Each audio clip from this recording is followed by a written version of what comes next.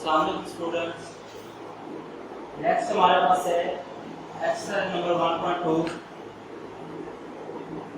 Question number 4। Question number 1, 2, 3 वो आपने खुद करने हैं, क्योंकि अगर आपको डेफिनेशन की समझ आ गई है, डेफिनेशन का आपको पता है, तो वो उनमें वही डेफिनेशन के मुताबिक हमने मैट्रिक्स को फाइंड आउट करना है।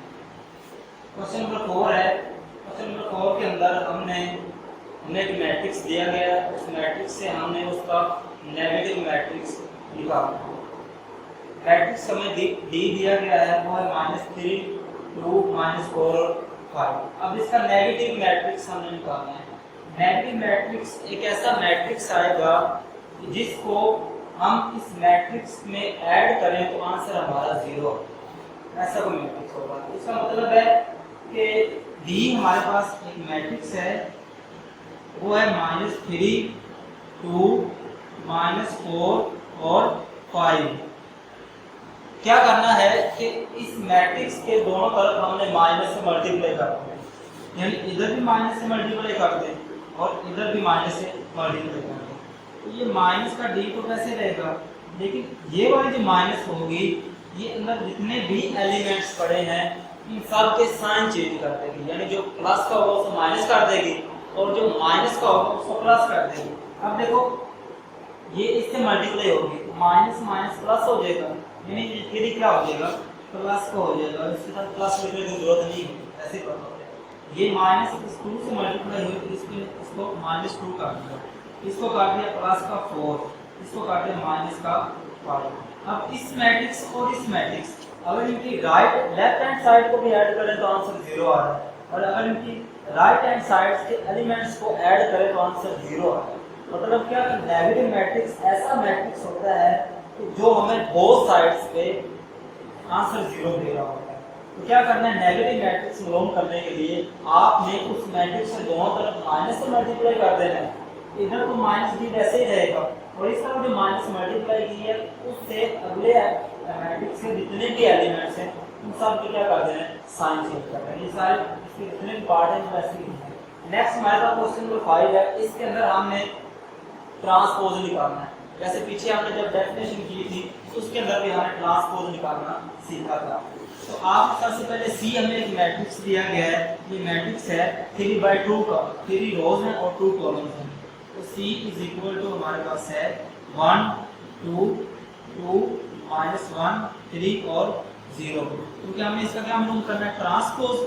बोथ साइड्स से मैंने ट्रांसपोज लगा दिया, डायरेक्ट नहीं करना, ठीक है। तो C का ट्रांसपोज ट्रांसपोज की हमने डेफिनेशन पढ़ी थी, changing the rows into columns or row, changing the rows into column or column into rows. या तो कितारों को कॉलमों में बदल दो या कॉलमों को कितारों में। एक काम करते हैं हम, क्या करते हैं कि ये जो हमारे कॉलम है ये वाले, इन दोनों को हम रोज में चेंज कर देंगे।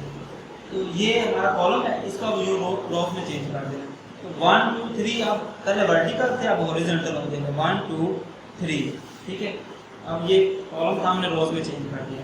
नेक्स्ट ये कॉलम था, इसको रो में चेंज कर 2, -1 और 0। तो ऐसे हमने ट्रांसपोज रो करना। पहले 1, 2 क्या थे, 1, 2 पहले रो थी, अब देखो कॉलम आ चुका है।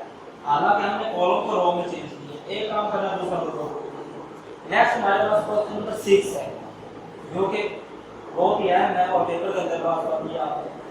हमने मालूम क्या करना है, हमें एक मैट्रिक्स ए दिया गया है, इस मैट्रिक्स ए का हमने 2 दफा ट्रांसपोज लेना है और हमने साबित करना है कि 2 दफा ट्रांसपोज लेने से जवाब वही आते हैं। मिसाल के तौर पर ये हमारे पास 2 एलिमेंट्स हैं 1, 2, इसका मैंने पहले ट्रांसपोज लिया ये रो में, दोबारा फिर ट्रांसपोज लेंगे, दोबारा फिर अपनी पोजीशन पर चलेंगे।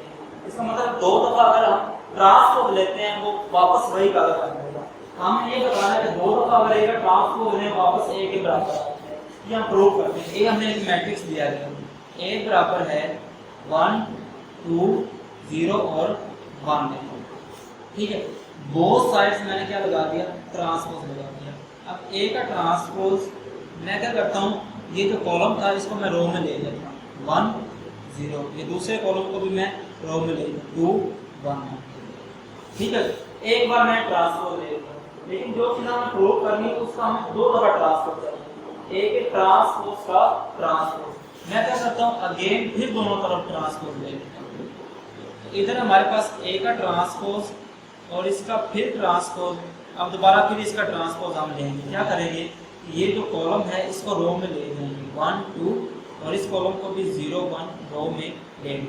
अब हम ये देखें कि ये कॉलम असल में किसके बराबर है। ये देखो ये ए का है, ए का मैट्रिक्स है ना 1 2 0 1 1 2 0 1, इसकी जगह हमने ए लिख देंगे। ए का ट्रांसपोज और इसका फिर ट्रांसपोज, इसकी जगह क्योंकि ये ए के इक्वल है तो इसकी जगह हम क्या लिख देंगे ए। तो क्या पता चला कि किसी भी मैट्रिक्स का अगर डबल ट्रांसपोज लेंगे वो अपने ही मैट्रिक्स के इक्वल होगा।